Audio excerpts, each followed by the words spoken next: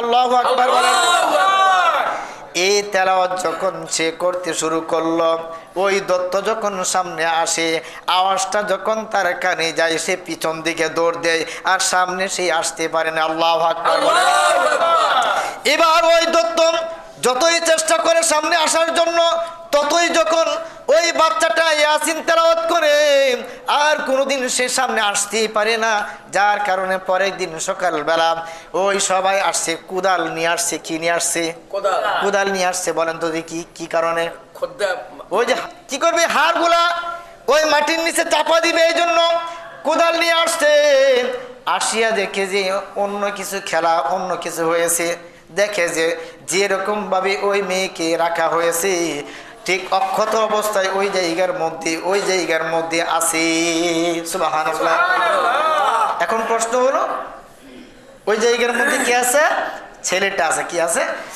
এবার যখন কাছে গেল, যখন তাকে টাচ করলাম, এবার দেখলো যে ওই জায়গার মধ্যে মেয়ে না, ওই জায়গার মধ্যে হলো ওই হাফিজুল কোরআন ছেলেটা। আল্লাহু আকবার বলে। এবার গ্রামের ছেলেরা বলল, তুমি এই জায়গার মধ্যে থাকার কথা না তো, তুমি এই জায়গার মধ্যে আসছো কেন? এবার এই ছেলেটা সম্পূর্ণ ঘটনা খুলে বলল। এবার গ্রামবাসীরা বলল, তোমাকে তো আর ছাড়া যাবে না, তোমাকে ছাড়া যাবে না। এই শয়তান দত্ত থেকে আমাদেরকে রক্ষা করতে হলেও তোমাকে এই জায়গার মধ্যে থাকতে হবে। আল্লাহু আকবার বলেন। এবারে বলেন, কোরআনের পাওয়ার আছে না নাই? বলেন, আছে না নাই? আপনি কেন কান্নাকাটি করেন? ওই বুড়িমা ডাক দিয়া বলল, বাবা কি বলবো দুঃখের কথা। প্রতি বছরে এই একটা দিনের মধ্যে গ্রামের মধ্যে লটারি দেওয়া হয়। কি দেওয়া হয়? লটারি দেওয়া হয়। মেয়েদের লটারি দেওয়া হয়। যুবতী মেয়েদের নাম লিখে লটারি দেওয়া হয়। ওই লটারির মধ্যে যার নাম উঠে তাকেই ওই রাক্ষসের হাতে দিয়ে দেওয়া হয়। বলে নাউজুবিল্লাহ। এবার বুড়িমা ডাক দিয়ে বলল, বাবা কি বলবো, আজ আমার মেয়ের নাম ওই লটারির মধ্যে উঠে গেছে, এজন্য আমি কান্নাকাটি করতেছি। আমার আদরে দোলালি মেয়েটা কার মেয়ে দিবি? আপনাদের মেয়েকে দিবেন? এই অবস্থা হলে দিবেন? দিবেন না। এমন একটা ঘটনা ঘটেছে। এই জায়গার মধ্যে আরেকটা রাখলাম। ওই বুড়িমাকে বললো, বুড়িমা আপনি কোনো চিন্তা করবেন না, আপনি কোনো টেনশন করবেন না, আমার বোনকে বাঁচানোর দায়িত্ব আমি নিলাম, আপনি কোনো চিন্তা করবেন না। ওই মহিলা বলল, তুমি কি করবা বাবা? বলে, দেখেন না আমি কি করি।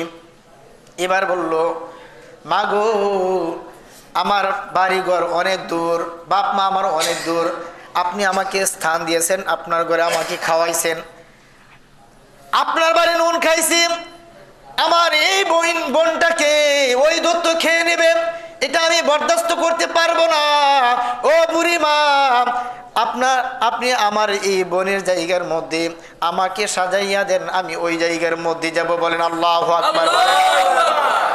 এবার এই বোনকে সাজানোর কথা ছিল, কিন্তু বোনকে না সাজাইছে এই ফুটফুটে বাচ্চাটাকে সাজাইছেন।